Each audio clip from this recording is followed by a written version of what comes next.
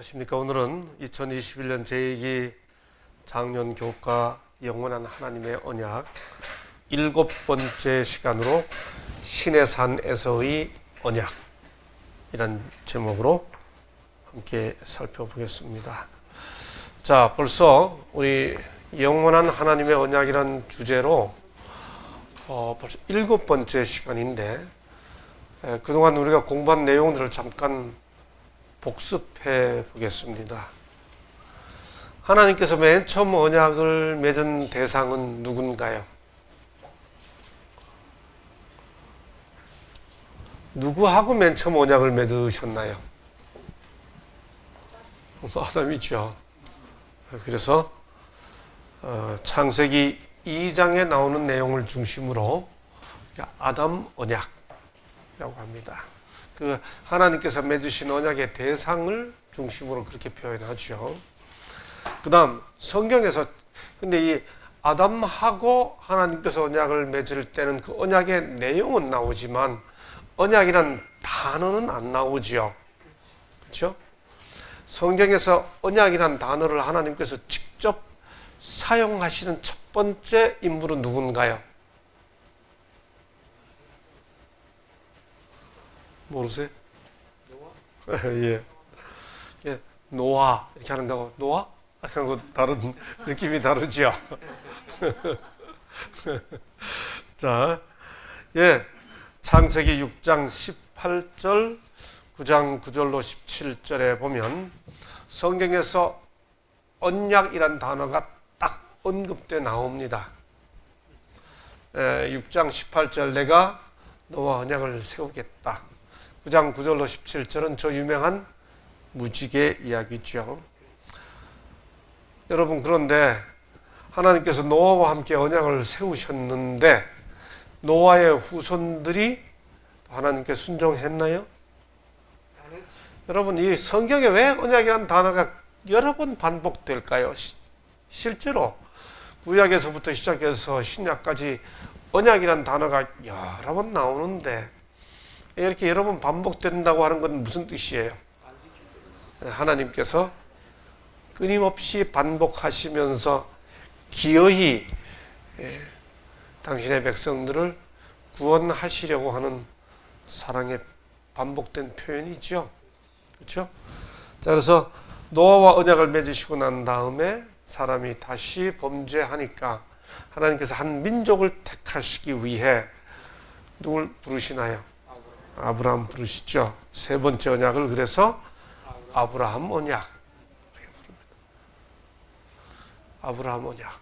여러분, 그런데 이 아브라함 언약 속에는 아브라함의 후손들이 다 함께 들어가 있죠. 하나님은 아브라함을 대표적으로 언약을 맺으셨지만은 아브라함의 아들 이삭과도 언약을 맺으시고 야곱과도 언약을 맺으시죠. 아브라함과 이삭과 야곱에게 맺으신 그 언약 때문에 그 다음에 이어지는 언약이 무슨 언약이에요?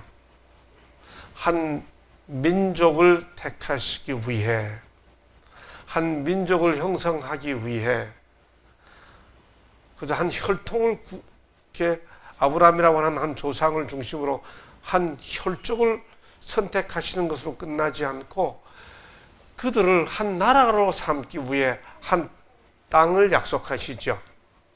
가나안 땅. 그래서 가나안 땅이 약속의 땅인데 그 이스라엘 백성들, 아브라함의 후손들을 가나안 땅에 들어가게 하기 위해 아브라함의 후손들이 애굽에 살고 있었는데 그들을 불러내시면서 가나안 땅에 심으시는 과정에서 이루어지는 일이 오늘 공부하게 될 무슨 언약이요? 신의 언약입니다.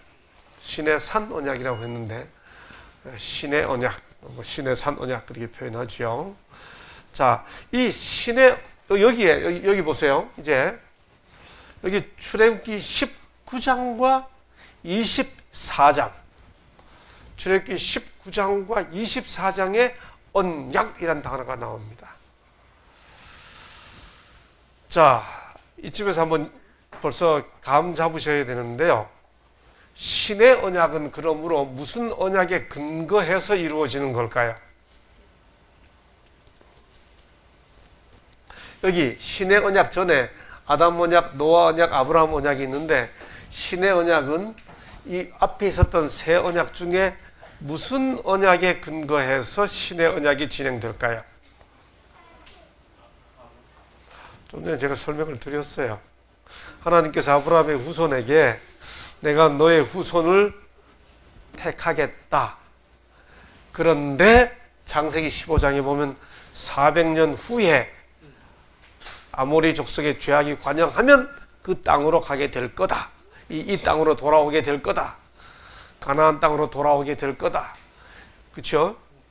그래서 아브라함의 후손이 이삭과 야곱해서 야곱의 후손이 애굽에 들어갔는데 들어간 것으로 끝나지 않고 불러낸다고 하니까 신의 언약은 근본적으로 무슨 언약에 대한 이 하나님의 약속 지킴이에요? 예, 아브라함 언약. 오늘 공부 다 했습니다. 사실 이게 핵심 내용이에요. 자, 그 내용을 아까 노아 언약을 세운다, 언약을 세운다. 아브라함 언약, 아브라함으로 더불어 언약을 세우고 내가 언약을 세워서 그 다음에 내 언약을 나와 너와 내 대대 후손 사이에 세워서 이게 이제 아브라함 언약의 특징이었죠. 내 언약을 이제 노아 때도 내 언약을 이렇게 했지만은 너는 내 언약을 지키고 내 후손도 대대로 지켜라. 그렇죠? 아브라함 언약입니다. 그래서 아브라함의 언약의 범위는 그저 그 가족으로만 한 대가 끝나는 게 아니죠.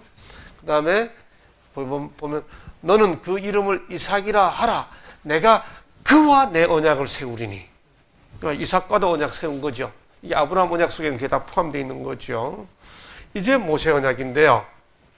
이 모세 언약에 대한 이야기가 출애굽기 19장에 나오고 24장에 나옵니다. 미리 요약해서 말씀을 드리면 19장은 내가 언약을 세우면 좋겠다. 이 백성하고 모세에게 다시 한번 이야기하는 언약을 세우자는 제안이에요. 언약을 세우려면 너 이렇게 해야 되거든 하고 제안을 이야기하고 난 다음에 오케이. 백성들이 반응을 하니까 그럼 이제 언약을 딱 비준하자. 그게 24장 이야기입니다. 여러분들 다 출애굽기 20장에 뭐가 있는지 아시죠? 뭐가 있어요? 네? 네, 십계명이 있죠. 출애굽기 20장을 사이에 두고 19장에서 언약을 지키자고 제안하시고 20장에서 십계명이 주어지고 24장에서 언약이 비준됩니다. 그 내용을 하나씩 이제 살펴보게 되는 거예요. 자, 먼저 그 출애굽기 19장과 24장에서의 언약이 이루어지기 위해 어떤 과정이 있는지를 하나씩 살펴보도록 하겠습니다. 먼저 1. 출애굽. 제가 우리 교과책이 패턴이라는 영어를 전형이라고 번역하지 않고 유형이라고 번역했던 것 같습니다. 근데 아마 월요일 소재인가 나올 겁니다. 근데 출애굽은 구원의 유형, 뭐 그래도 틀린 말은 아닙니다만 이건 하나의 여기서는 전형이 아예 구원이 어떻게 이루어지는지를 단적으로 보여주는 하나의 역사적 사례거든요. 그걸 먼저 이해하자고 하는 거죠. 자, 이스라엘 백성들이 아브라함의 후손이 야곱 때에 함께 애굽에 들어가서 마침내는 노예가 되어서 고역으로 종살이 하게 된 것 다 잘 아십니다. 그런데 여기서 중요한 구절이 나옵니다. 우리 출애굽기 2장 24절 보시고 함께 읽으시겠습니다.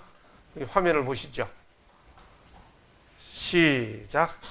하나님이 그 고통 소리를 들으시고 그 다음 잘 보세요. 아브라함과 이삭과 야곱에게 세운 그 언약을 기억하사. 그러니까 출애굽 사건은 하나님께서 아브라함과 이삭과 야곱에게 세운 언약을 기억하신 것으로 출애굽 사건이 시작되는 거예요. 그러니 신의 언약의 출발은 아브라함 언약과 밀접한 불가분의 관계를 가지고 있는 겁니다. 하나님께서 아브라함에게 세우신 그 언약을 기억하셔서 신의 언약이 시작이 되는 거죠. 그렇죠? 왜냐하면 하나님께서 아브라함에게 뭐라 말씀하셨어요? 이 땅을 너와 내 후손에게 주리라 약속하셨으니까, 이스라엘 백성들이 애굽에서 고통당하고 있으니까 그때 하나님께서 하셨던 그 약속을 하나님이 기억하시는 거예요. 그렇죠? 그래서 출애굽기 6장 4절에 보면 가나안 땅, 그들의 우거하는 땅을 주기로 그들과 언약하였더니 나오잖아요. 이제 애굽 사람이 종을 삼은 이스라엘 자손의 신음을 듣고 나의 언약을 기억하노라. 그러니까 출애굽 사건은 모세가 위대한 영웅이기 때문에 영웅이 등장해서 민족을 구원한 사건이 아니고요. 하나님께서 아브라함에게 했던 그 약속을 기억하셔서 시작된 사건이 뭐예요? 이게 출애굽이에요. 그렇죠? 네. 하나님이 언약을 기억하셔서, 아브라함 언약을 기억하셔서 지금 출애굽 사건이 있는 겁니다. 자, 그래서 하나님께서 이 출애굽기 6장 4절 5절에서 이렇게 말씀하신 다음에 이어서 뭐라 말씀하시는가 보세요. 그러므로 이스라엘 자손에게 말하기를 나는 여호와라. 내가 애굽 사람의 무거운 짐 밑에서 너희를 빼내며 그들의 노역에서 너희를 건지며 편팔과 여러 큰 심판들로서 너희를 뭐하여? 속량하여 너희를 내 백성으로 삼고 나는 너희 하나님이 되리니. 하나님은 우주의 하나님인데 우주의 하나님일 때 나하고는 관계가 없어요. 근데 하나님께서 언약을 기억하시고 이스라엘 백성들을 구원해 내심으로써 너희는 내 백성이 되고 나는 너희 하나님이 되겠다. 근데 그 모든 과정에서 몇 가지 동사가 나왔죠. 제가 강조해서 읽었죠. 빼내며, 건지며, 이 모든 게 다 뭐 하는 거예요? 속량하여. 속량하여. 자, 이 속량이라는 단어에서, 이 단어에서 구원의 패턴, 아주 구원의 전형이 시작됩니다. 하나님께서 이스라엘 백성들을 속량하기 위해, 그 속량하기 위해 하나님께서 하시는 일이 뭔가요? 먼저 출애굽기 3장 8절 보시죠. 함께 읽으시겠습니다. 시작. 내가 내려가서. 됐습니다. 여러분, 하나님께서 이스라엘 백성들을 출애굽시키기 위해, 이스라엘 백성들을 출애굽시켜서 가나안 땅에 데려가기 위해 먼저 뭐 하시겠다고 말씀하시는 거예요? 내려가서. 교과책은 내려가서 하나만 이야기했습니다만 사실 이스라엘 백성들이 애굽에서 살아서 나오기 바로 전에 유월절 사건이 있었잖아요. 6월이 5월 6월 그런 6월이 아니고 넘어간다. 제가 지금도 잊어버리지 않는 거는요, 전도사 시절에 주부들을 모시고 구역반 성경 공부를 하는데 제가 6월절 하는데 한 애기 엄마가 노트에다 적으면서 6월하고 6자를 쓰더라고요. 6월이 그런 6월이 아니죠. 영어로 Passover, 넘어간다 있잖아요. 그 6월절 있기 바로 전날 밤에 하나님께서 뭐라 말씀하세요? 여호와께서 이와 같이 말씀하시기를 밤중에 내가 애굽 가운데로 뭐하리니? 애굽에서 나오는 게 무슨 애굽이에요? 그럼 애굽으로 들어가는 거는? 네? 반대로 표현해 보세요. 입애굽이죠.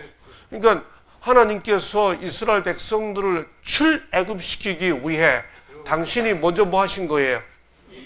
입애굽하신 거죠. 이게 뭐예요?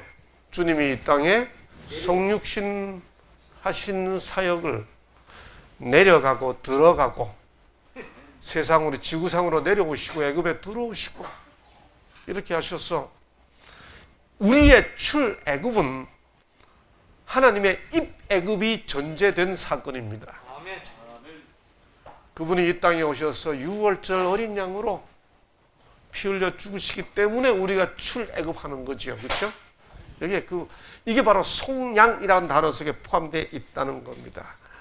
여기 속량이라는 말이 뭔가? 여기 속량하여라는 이 단어가 히브리어로, 우리 교우님들 히브리어 하면 벌써 은혜가 좀 이렇게 멀리 가는 것 같죠? 조금 그래도 이해를 좀 깊이 하기 위해서 여기 속량하여라는 단어가 구약 원어로 히브리어로 갈이라고 합니다. 갈.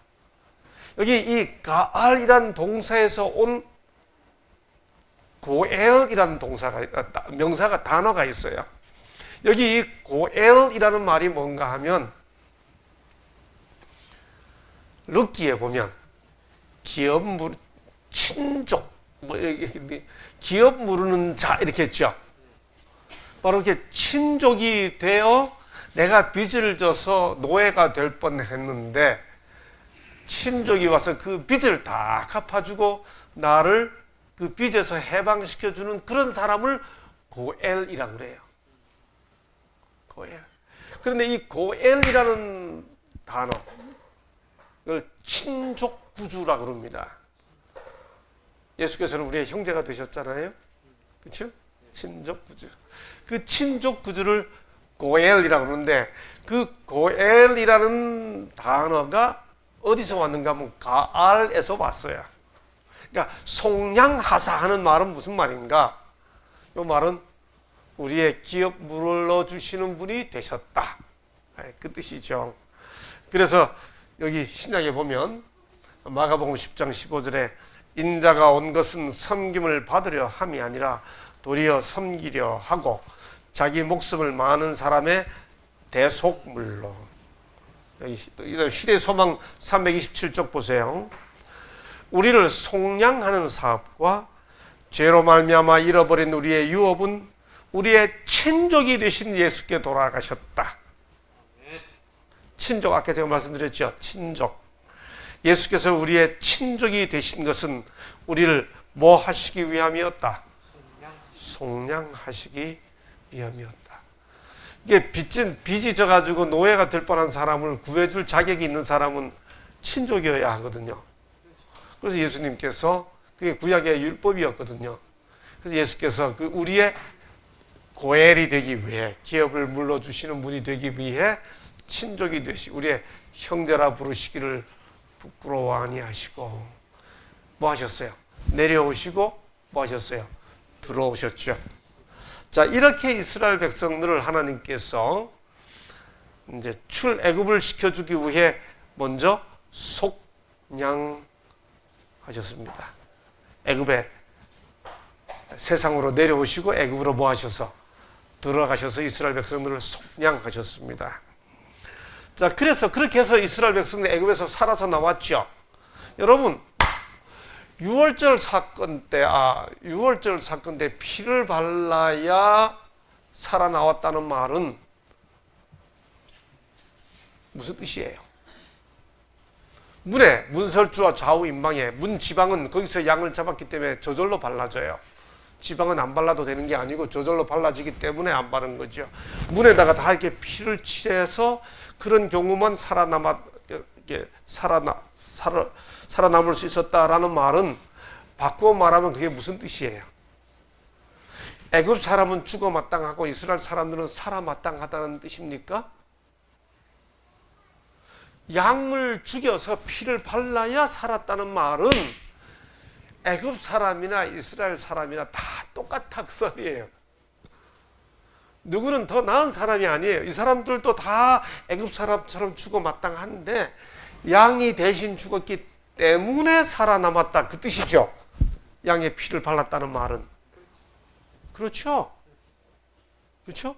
인간이 하나님께서 언약을 맺으셨기 때문에 그 언약을 약속하시기 위해 그 언약 약속을 언약을 맺으시면서 하셨던 그 약속을 실행하시기 위해 이 백성들을 살려서 나오는데 얘네들을 살려 나올 공로가 있어요, 없어요? 없어요. 애굽 사람 죽는 거하고 똑같이 죽어 마땅해요, 장자들이. 그런데 피를 발라서 살아나왔잖아요. 그 피를 발랐다는 말은 누군가 대신 죽었기 때문에 살아나왔다는 거죠. 무슨 뜻이에요? 하나님께서 당신의 언약을 지키시기 위해 자격이 있는 사람들을 불러낸 게 아니고 자격 없는 사람들을 살려서 불러내기 위해 양이 대신 죽었다라고 하는 사실을 나타내 주는 거죠. 그렇죠? 그래서 여기 보세요. 그렇게 해서 나왔습니다. 애굽에서 나왔어요. 그리고 애굽에서 나와서 몇 개월 만에 여기 보세요. 이스라엘 자손이 애굽 땅을 떠난 지 3개월이 되던 날 그들이 시내 광야에 이르니라. 3개월 걸려서 이제 시내 광야에 도착했어요. 애굽에서 나온 다음에 광야를 홍해도 건너고 광야도 지나고 해서, 그런데 그렇게 나올 때 애굽에서 나와가지고 시내 광야에 이르기까지 그 광야 3개월 지나오는 동안에 하나님께서 그들을 어떻게 지키셨어요? 네. 광야에서 뭐 먹여주시고 또 뭐 마시게 해주시고, 그 모든 걸 하나님께서 시내 광야에 딱 이르렀을 때 그렇게 3개월 살려서 지내온 그 사건을 하나님께서 스스로 모세에게 내가 너희들을 어떻게 데리고 왔다라고 표현하실까요? 그게 바로 이 표현입니다. 모세가 하나님 앞에 올라가니 이제 시내 광야에 올라오니 했습니다. 여러분이 출애굽기 19장부터 저 나중에 34장까지 여러분 올라가니 내려가니 그 동사를 중심으로 한번 읽어보세요. 언제 올라갔고 언제 내려왔고 하는 것이 아주 재밌습니다. 저는 개인적으로 출애굽기 19장부터 34장까지 모세가 시내산에 올라가고 내려가고 올라가고 내려가고 하는 것을 제 나름대로 전문적으로 연구해서 이렇게 하나의 논문으로 이렇게 세계 성서학회에 가서 발표하자 하기도 하고 그랬습니다. 자, 여하튼 여기 그 첫 번째 모세가 시내산에 올라가는 내용이 여기 나옵니다. 모세가 하나님 앞에 올라가니 여호와께서 산에서 그를 불러 가라사대. 올라가면 내려갈 때가 있겠죠. 야간 올라왔습니다. 너는 이같이 야곱 족속에게 이르고 이스라엘 자손에게 구하라. 내가 애굽 사람에게 어떻게 행하였음과 그 다음 내가 어떻게 독수리 날개로 너희를 업어 내게로 인도하였음을 너희가 보았느니라. 애굽에서 나온 다음에 여기 출애굽기 19장 시내산 앞에 도착하기까지 그 3개월의 여정을 하나님께서 한마디로 뭐라고 표현했어요?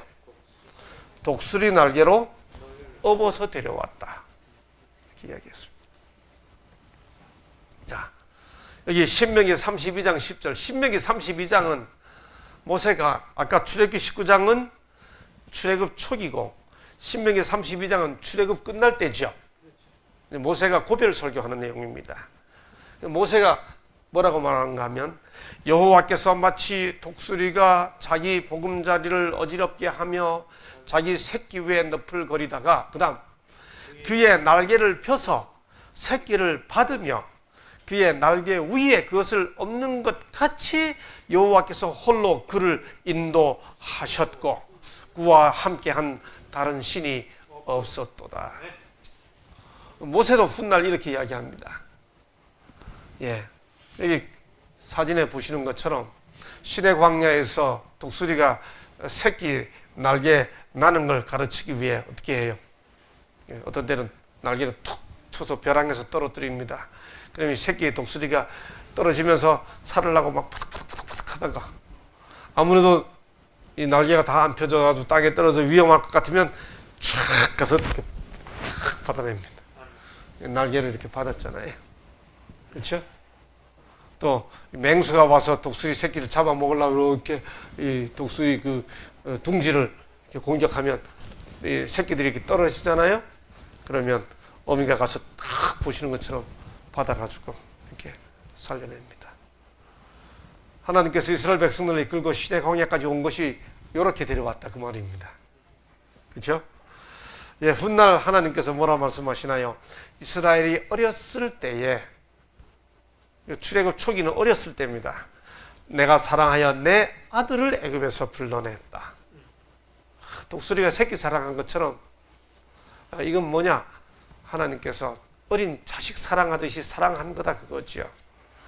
광야에서도 너희가 당하였거니와 사람이 자기 아들을 안는 것 같이, 여기는 안았다고 그랬습니다. 안는 것 같이 너희 하나님 여호와께서 너희가 걸어온 길에서 너희를 안으사 이곳까지 이르게 하셨느니라.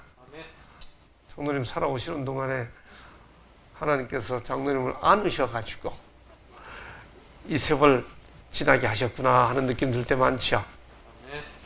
집사님 90평생 사시면서 여기 이제 안흥에 오셔서 이렇게 교회 섬기고 참 부지런히 이렇게 오시는데 집사님의 온 생애를 하나님께서 이렇게 안으사 했다 그런 느낌 들 때 참 많죠.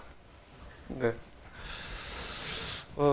이 사건은 바로 이 이스라엘 백성들 이렇게 신의 광야에 이르기까지 이렇게 인도하신 이 사건은 우리 모두에게 다 신앙 고백의 내용이 되겠죠.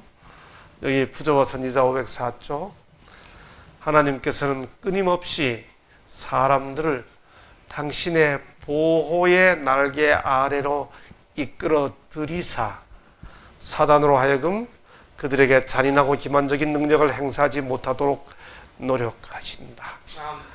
그래서 우리는 뭐라고 찬미를 불러요?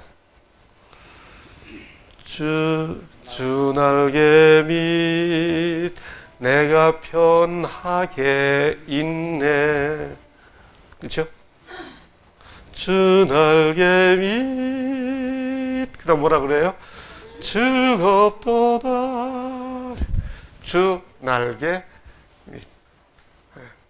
독수리는 날개로 받아주고 어미 독수리는 때때로 날개로 품어주고 안아주고 주 날개 밑 즐겁도다.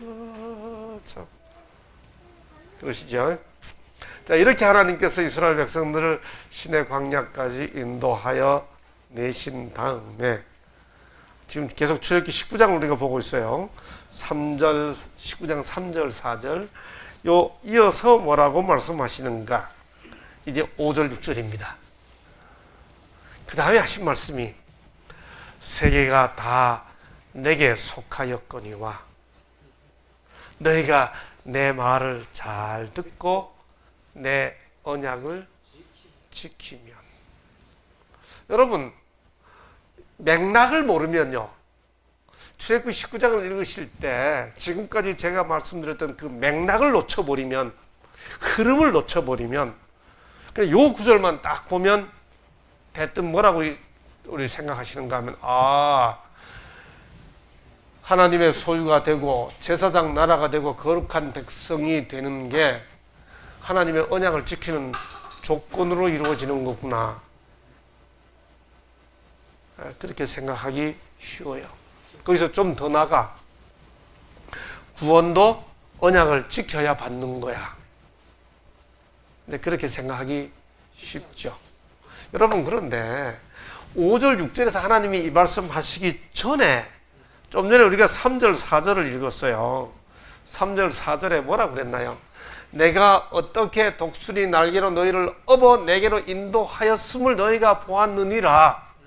하나님께서 독수리 날개로 업어서 애굽에서 이끌어내시고 그 다음 신의 광야까지 인도하여 내셨으니 그런 다음에 이어서 5절 6절에서 하신 말씀이 뭐예요? 너희가 내 말을 잘 듣고 내 언약을 지키면. 여기 잘 보세요.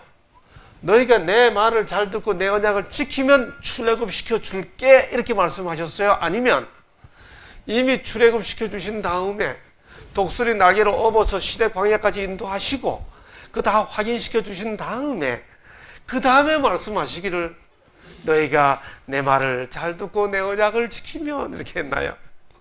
여러분 언약을 지키는 게 출애굽의 조건이에요? 출애굽의 결과예요? 여러분 하나님께서 이스라엘 백성들을 출애굽시킨 것은 이 사람들의 애굽 사람보다 공로가 더 많아 살아서 당당히 나올 만한 게 아니고요. 이 사람들도 애굽 사람처럼 똑같이 죽어 마땅한데 양이 대신 죽었기 때문에 살아서 나왔고, 하나님께서 그들을 구원해낸 것은 뭘 기억하셔서?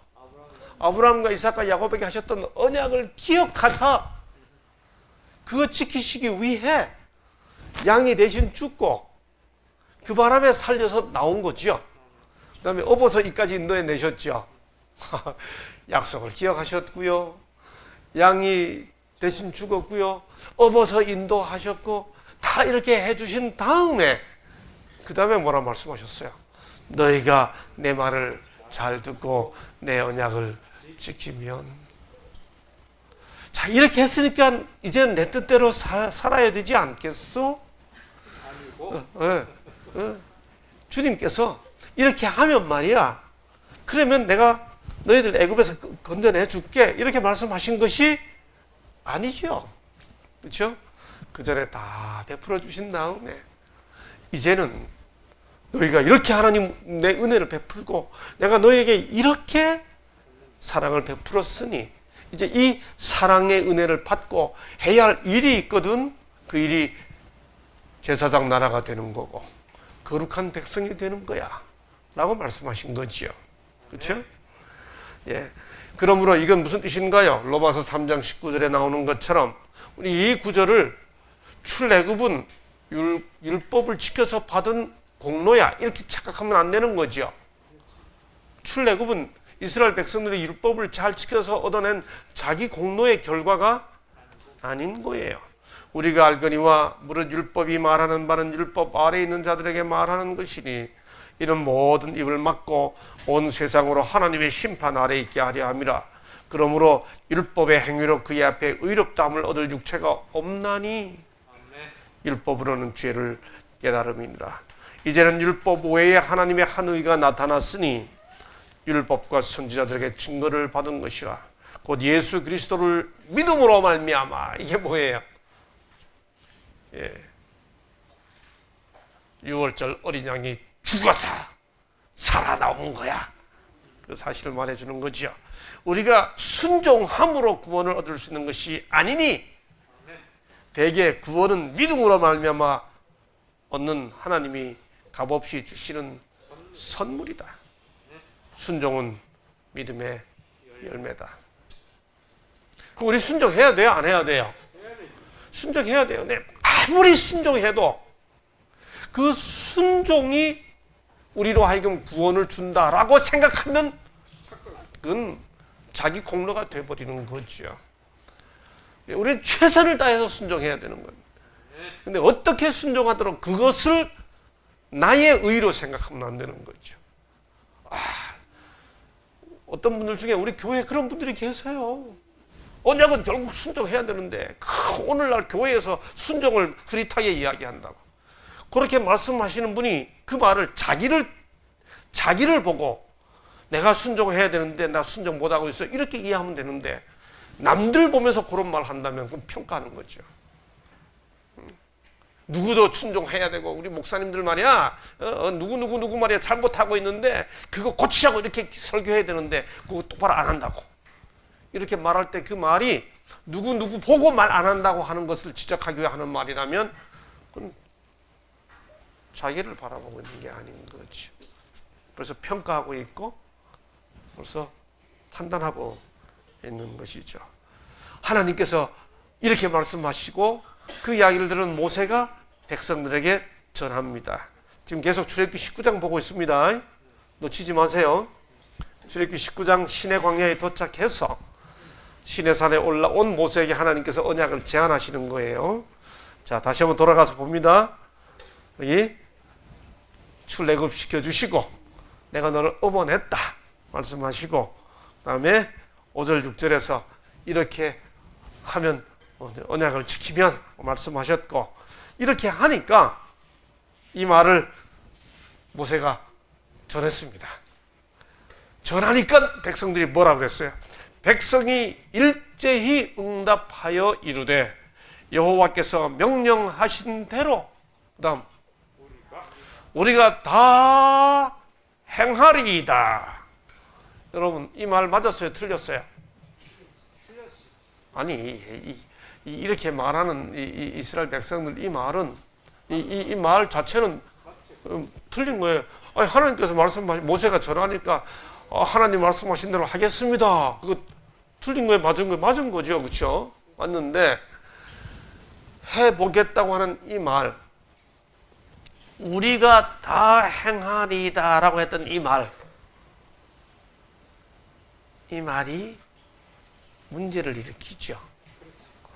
그럼 뭐가 문제가 있을까요? 이 말이. 예, 우리 하나님께서 기대하신 대로 하겠습니다. 그 당연한 말인데 뭐가 문제가 있었어요? 장로님, 조금 더 크게 말씀해 보시죠. 그럼 뭐라고 대답했어야 될까요? 앞에 뭐가 들어가면 될까요? 괄호 앞에. 여호와께서 명령하신 대로 하고 우리가 다 행하리이다. 사실 성경을 잘 풀으려면요, 그 괄호를 잘 풀어내야 돼요.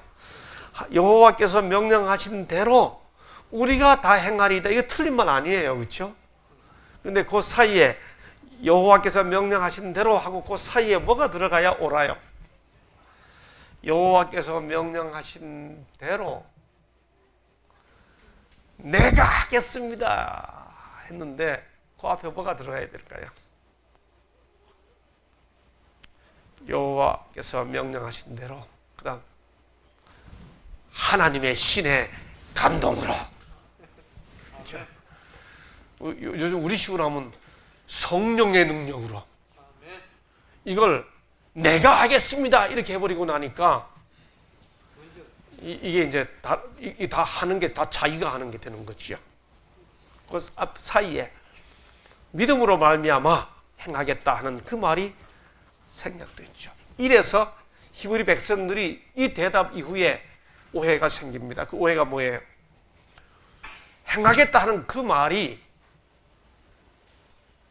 이미 하나님께서 그들을 구원해 주셔서 그 구원의 결과로 하나님의 사랑과 감동의 반응으로 해야 하는 건데, 순종을 구원의 결과로서가 아니고 이렇게 하면 자기들이 마치 뭐가 되는 것처럼 구원의 수단으로 이후 오해하죠. 믿음을 통해 하나님의 의를 구하는 대신에 율법의 순종함으로 자기 의를 쌓고자 우리가 행하겠나이다 이제 이렇게 해버리죠.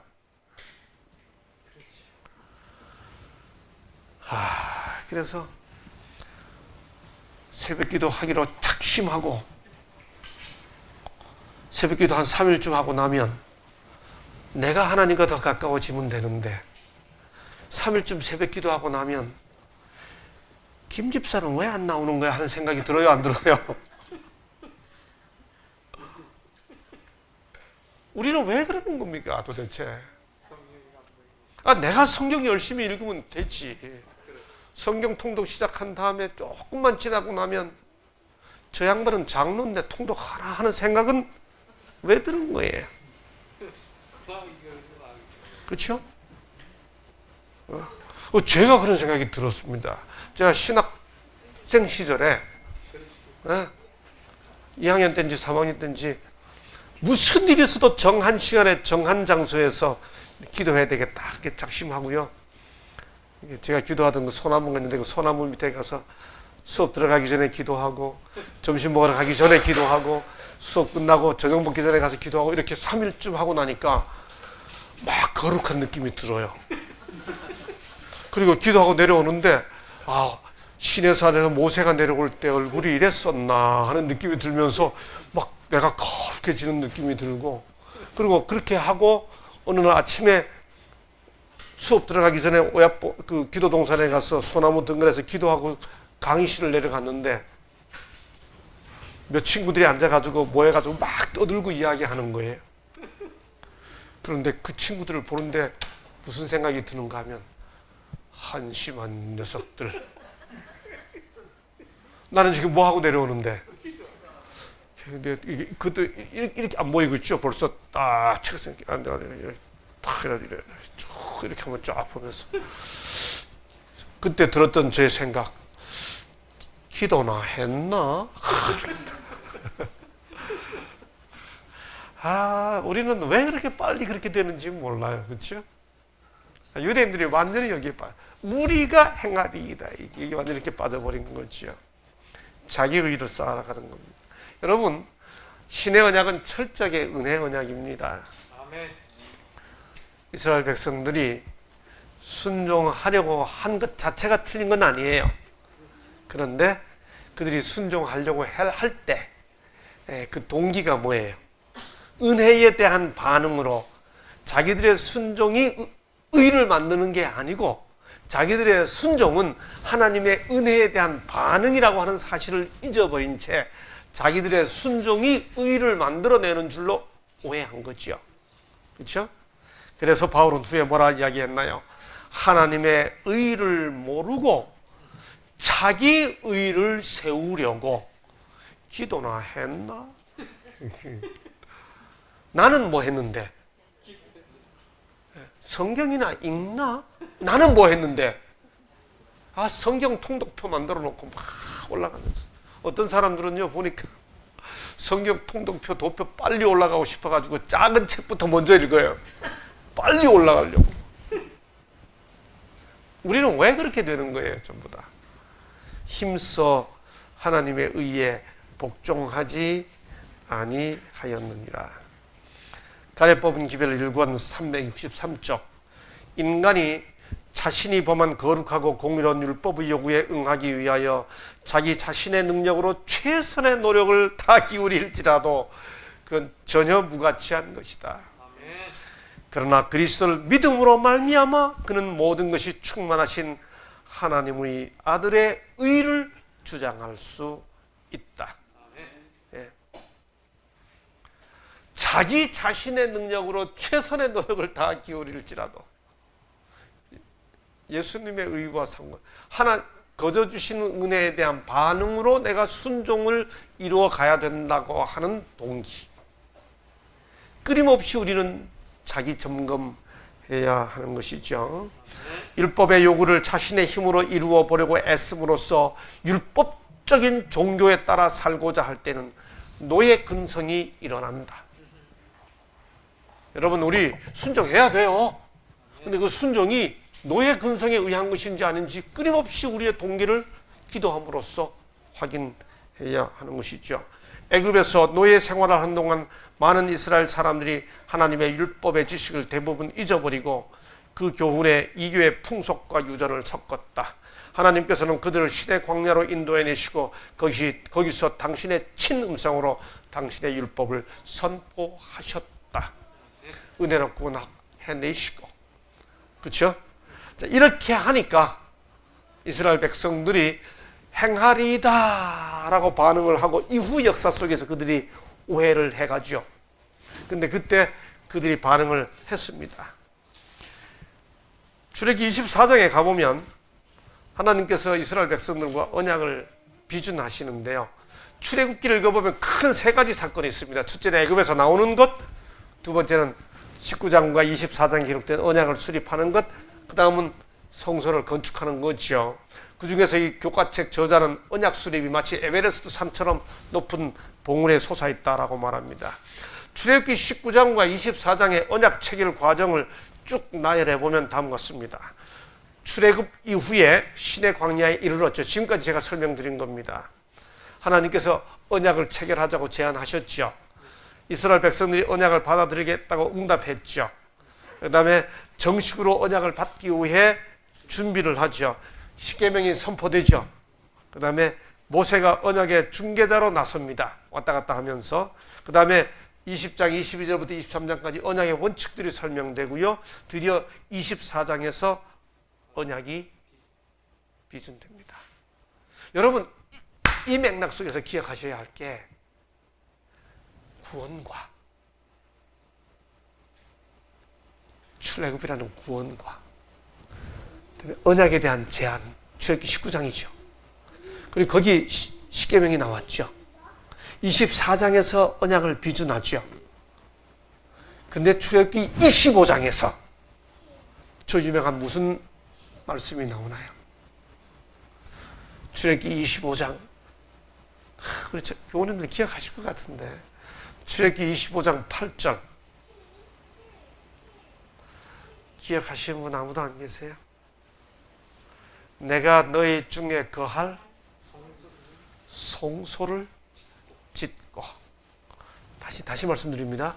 출애굽기 19장에서 언약을 제안하고 20장에서 십계명이 나오고, 출애굽기 24장에서 언약을 비준하고 25장에서부터 송소가 나오죠. 그렇죠? 그러니까 신의 언약을 선후해서 뭐가 나와요? 십계명과 송소가 나옵니다. 언약이 비준되면서 송소가 확립이 됐죠. 그렇죠? 언약이 체결되고 송소 의식. 여기서 우리는 뭘 알 수 있나요? 이게 중요합니다. 송소를 통해 출애굽을 이해하고. 무슨 말이에요? 출애굽 사건이죠. 출애굽이라는 사건은 이스라엘 백성들이 아까 제가 말씀드린 것처럼 유월절 사건을 통해 광야에서 인도함을 받았죠. 이게 구원의 전형이죠. 여러분, 그런데 구원이 어떻게 이루어지는지를 성소에 가보면 알아요, 몰라요? 거기 마당이 있고 성소가 있고 첫째 칸이 있고 둘째 칸이 있죠. 이거는 제도로 이루어진 거죠. 지금 제가 드리려고 하는 말씀을 잘 이해하셨으면 좋겠습니다. 잘 따라오셨으면 좋겠습니다. 구원의 전형, 구원이 하나의 사건으로 나타난 게 뭐예요? 출애굽이죠. 구원이 하나의 제도로 나타난 게 뭐예요?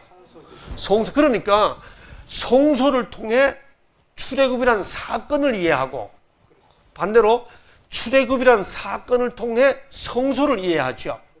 근데 이 출애굽이라는 사건 구원, 그 다음에 성소라는 제도 구원, 이 모든 이야기를 서로 엮어내는 한 가지 주제가 뭐예요? 그게 언약이라는 거죠. 신의 언약. 이제 이해되시나요? 그래서 바로 이 성소를 통해 출애굽을 이해하고 출애굽을 통해 성소를 이해하면서 언약의 참된 목적이 뭐예요? 결국 구속의 계획이에요. 언약은 결국 구속의 계획이잖아요. 그래서 우리는 신의 언약에 왔을 때 출애굽을 통해 언약을 이해하고 성소를 통해 언약을 이해하는 거죠. 이게 함께 촘촘하게 서로 엮어져 있는 것이 출애굽의 구원의 청사진인 것입니다. 자, 신명기 29장 제가 읽겠습니다. 오늘 너희가 다 너희 하나님 여호와 앞에 서 있는 것은 내 하나님 여호와의 언약에 참여하며 또 내 하나님 여호와께서 오늘 내게 하시는 맹세에 참여하여 여호와께서 내게 말씀하신 대로 또 내 조상, 그 다음 잘 보세요, 아브라함과 이삭과 야곱에게 맹세하신 대로 오늘 너를 세워 자기 백성을 삼으시고 그는 친히 내 하나님이 되시려 함이니라. 신의 언약은 아브라함 언약에 근거하여 이루어지는 은혜 언약입니다. 많은 분들이 신의 언약을 율법 언약으로 오해합니다. 아닙니다. 신의 언약은 은혜 언약입니다. 아브라함의 언약에 근거하여, 그렇죠? 사건을 출애굽이라는 사건의 은혜를 통해, 성소라는 제도의 은혜를 통해 이 신의 언약의 본질을 이해하도록 가르쳐주는 하나님의 은혜가 집약되어 있는 것이 바로 신의 언약의 핵심이죠. 하늘의 하나님은 당신의 계명을 지키는 사람들을 위해 축복해 오셨다. 우리가 하나님의 귀한 백성으로서 서 있겠는가? 아니면 하나님의 율법을 짓밟으면서 율법이 패했다고 말하겠는가? 이제 우리는 이렇게 해서 구원받은 백성에게 주시는 성소제도와 구원받은 백성에게 주시는 하나님의 율법의 의미가 조건이 아니고 결과라고 하는 사실을 사건 속에서, 제도 속에서 다시 한번 확인하게 되는 거죠. 율법을 패한다는 것은 하나님 자신을 패한다는 것과 마찬가지다. 율법의 조항 하나하나는 무한하신 하나님의 성품이다. 이제 이 말의 의미가 우리에게 새롭게 다가와서 구원받은 하나님의 백성으로 출애굽하여 유월절의 기적을 경험하고 하나님의 독수리 날개 보호함을 받아 여기까지 살아온 하나님의 은혜를 옷 입은 사람이기 때문에 하나님의 뜻대로 살고 싶은 성령의 주시는 감동으로 주의 뜻을 이루며 사는 언약 백성들이 되어야 하지 않겠습니까? 예, 그런 결심을 다시 한번 하는 시간 되기를 바라면서 오늘은 여기까지 하겠습니다. 감사합니다. 기도하겠습니다. 아버지 하나님, 오늘 말씀을 통해 하나님께서 옛적 이스라엘 백성들을 출애굽하실 때 그 역사를 어떻게 이루어내셨는지 함께 살펴보았습니다. 아브라함에게 하셨던 그 언약을 지키시기 위해 유월절의 경험을 하게 하시고 독수리 날개로 업으시는 경험을 하게 하시면서 우리에게 성소와 함께 구원의 구속의 경륜의 계획을 계시해 주셨사오니 주여 감사합니다. 이 모든 것의 실체인 십자가를 바라보며 사는 시대에 우리를 살게 해주셨사오니 주여 주의 은혜를 힘입어서 성령의 감동으로 주의 뜻을 이루어가는 우리가 될 수 있도록 우리 심령들을 지켜주옵소서. 감사하며 예수님 이름으로 기도하옵나이다.